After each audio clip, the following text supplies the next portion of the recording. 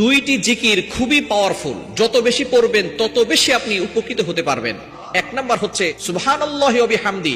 এটা যদি আপনি দৈনিক 100 বার করে পড়তে পারেন, নবীজি সাল্লাল্লাহু আলাইহি সাল্লাম বলছেন হুত্তাত খতায়াহু, যদি আপনার গুনাহ সাগরের ফেনা পরিমাণ হয়, আপনার সব গুনাহ আল্লাহ পাক রব্বুল আলামিন ক্ষমা করে দিবেন। দ্বিতীয় নাম্বার জিকির হচ্ছে লা ইলাহা ইল্লাল্লাহ, লা ইলাহা ইল্লাল্লাহ। যেই ব্যক্তি বেশি বেশি করে লা ইলাহা ইল্লাল্লাহ পড়বে, প্রতিদিন যদি 100 বার করে আপনি লা ইলাহা ইল্লাল্লাহ জিকির করতে পারেন, কিয়ামতের ময়দানে আল্লাহ তাআলা আপনার জন্য এমন সুন্দর ব্যবস্থাপনা করবেন, আপনি হাসতে হাসতে জান্নাত।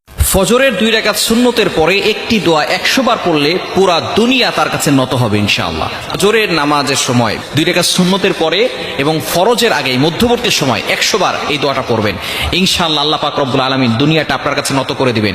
আপনি এই দোয়াটা 100 বার করার পরে আপনি আল্লাহর কাছে দোয়া করবেন, আল্লাহ পাক রব্বুল আলামিন আপনার দোয়াগুলো কবুল করবেন।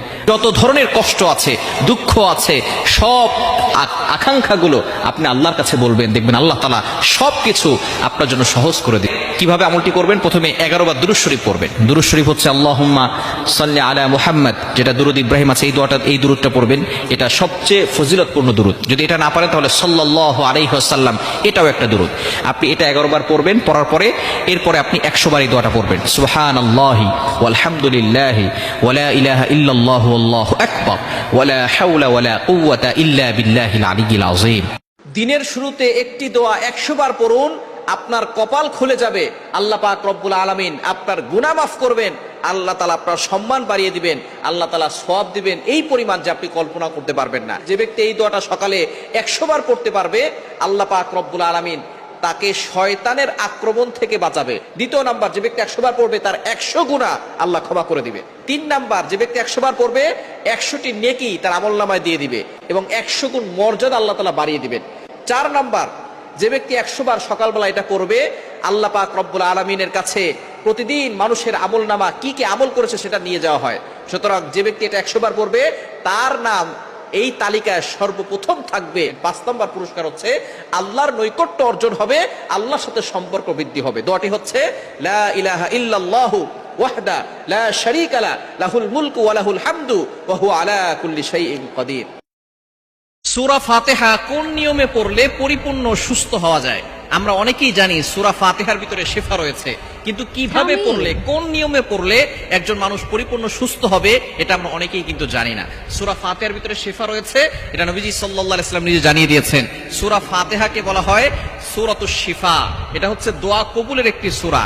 এই সূরা ফাতিহার ভিতরে শিফা রয়েছে, নবীজি সাল্লাল্লাহু আলাইহি ওয়াসাল্লাম নিজে জানিয়ে দিয়েছেন। নবীজি সাল্লাল্লাহু আলাইহি ওয়াসাল্লামের একজন সাহাবী আবু সাঈদ খুদরি রাদিয়াল্লাহু তাআলা থেকে একটি হাদিস এসেছে যে সূরা ফাতিহার ভিতরে শিফা রয়েছে। একবার নবীজি সাল্লাল্লাহু আলাইহি ওয়াসাল্লামের কিছু সৈন্যবাহিনী তারা যুদ্ধের ময়দানে গিয়েছে, সেখান থেকে ফেরার পথে তখন তারা একটা এলাকা দিয়ে যাচ্ছিল, তাদের খুব ক্ষুধা লেগেছিল। তারা সেই এলাকায় গিয়ে বলেছে যে তোমরা আমাদের জন্য কিছু খাবারের আয়োজন করো, কিন্তু তারা কোনো খাবার দিল না, বলে তোমরা মুসলমান, তোমাদেরকে কোনো খাবার দিব না। সেখান থেকে তারা চলে আসছিল, এমন সময় ওই এলাকার সর্দারকে সাপে কামড় দিয়েছে। এখন তাদের কাছে কোনো চিকিৎসা নেই, কোনো চিকিৎসক নেই। তারা কি করেছে? তারা বলা শুরু করেছে, ওই চলতে ফিরতে একটি সূরা বেশি বেশি পড়ুন, রিজিক আপনার কাছে এসে ধরা দিবে। রিজিকের জন্য আপনাকে ছুটতে হবে না। অনেকেই আছেন অভাবের ভিতরে পড়ে গেছেন, অনেকে কষ্টের ভিতরে পড়ে গেছেন।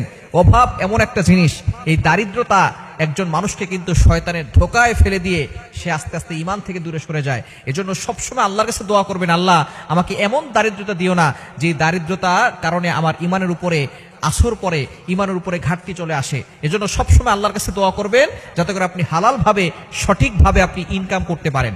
এজন্য আপনার রিজিকের পিছনে ছুটতে হবে না যদি আপনি একটি সূরা বেশি বেশি পড়েন।